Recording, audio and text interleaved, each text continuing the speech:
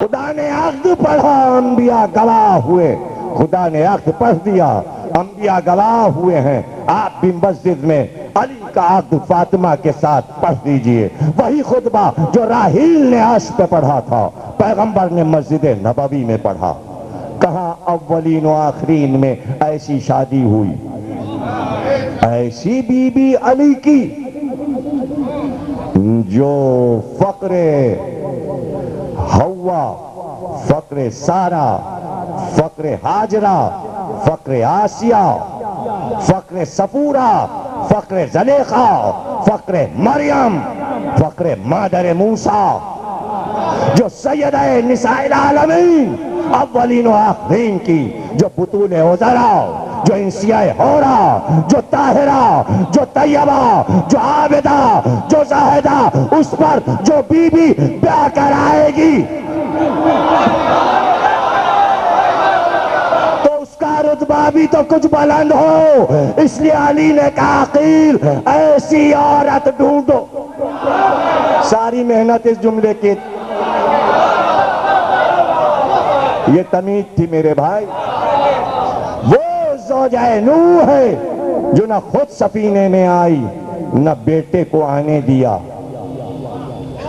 اور کیا سنائیں آپ کو، ابراہیم آئے، ہاجرہ کا انتقال ہو چکا، دروازے پر آ کر آواز دی، اسماعیل کی بیوی دروازے پر آئی، ابھی پہلے اشرے میں پڑھ چکا، دوہرا رہا ہوں چونکہ موضوع میں بات آ رہی ہے۔ کہ وہ نہیں ہے، شکار پہ گئے ہیں، اسماعیل نہیں ہے، لیکن اس نے نہ کھانے کو پوچھا نہ پانی کو، جواب دے کے دروازہ بند کر لیا۔ کہا اچھا جب وہ آئیں تو کہہ دینا ایک بزرگ آیا تھا، پیغام یہ دے گیا ہے کہ اپنے گھر کی چوکھٹ بدل لو۔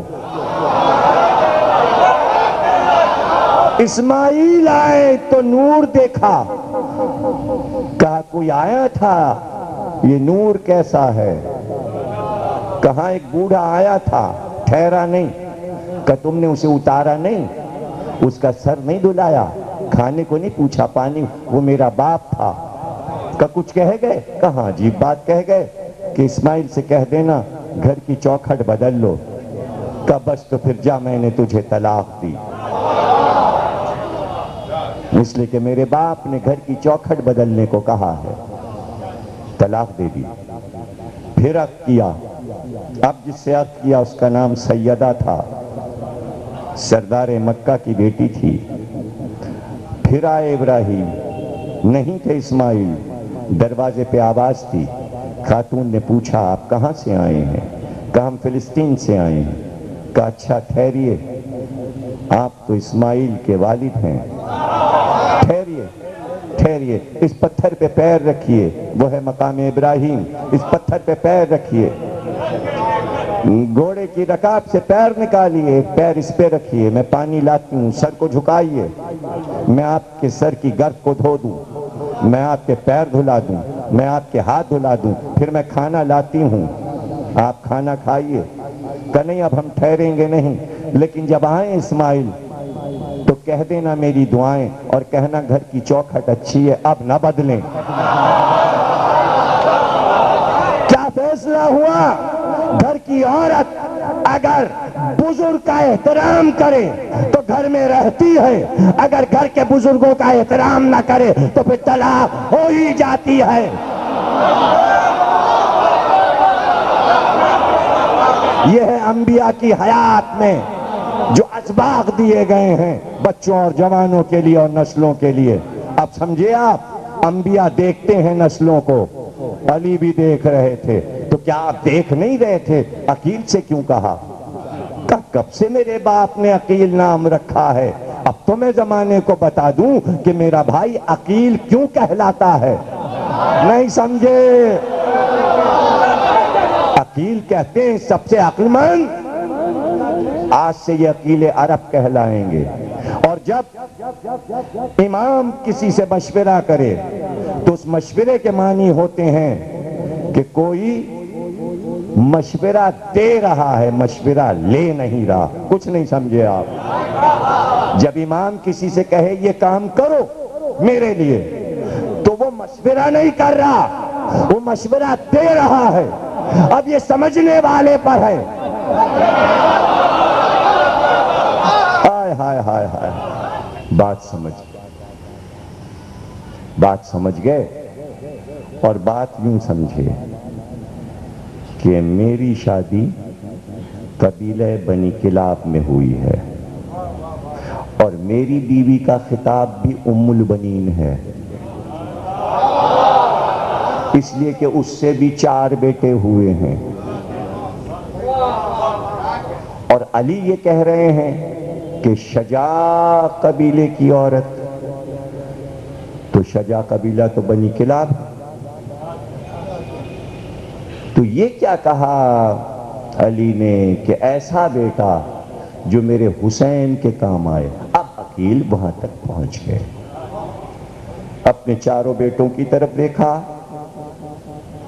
اور کہا اچھا علی مجھے یہ سمجھانا چاہتے ہیں کہ عقیل کوئی انتظام تم نے بھی کیا حسین کے لیے؟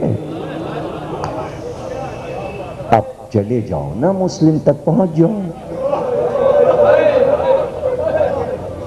اور زیارت پڑھو مسلم اور عباس دونوں کی، تو دونوں میں یہ جملہ ساتھ ملے گا، السلام علیکہ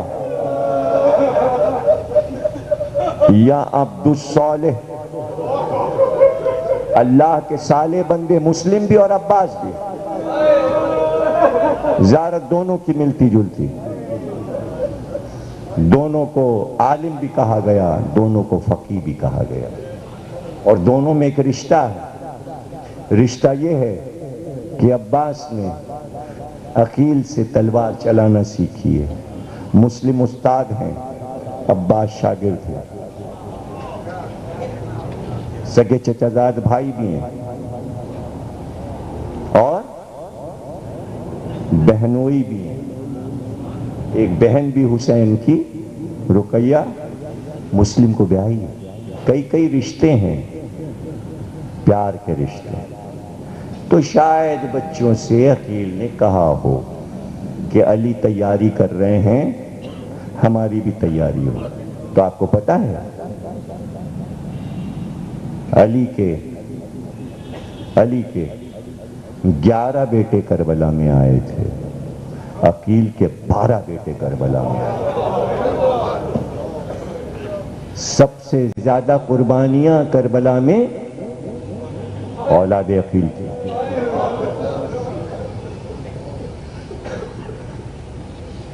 عقیل سمجھ گئے کہ آپ عقد کیجئے فاطمہ کلابیہ بنت حزام سے۔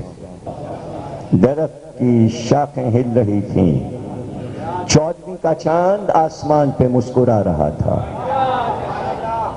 ام البنین نے نگاہ اٹھائی اور دیکھا کہ چاند چلا، 14ویں کا چاند چلا اور ام البنین کی گود میں آیا۔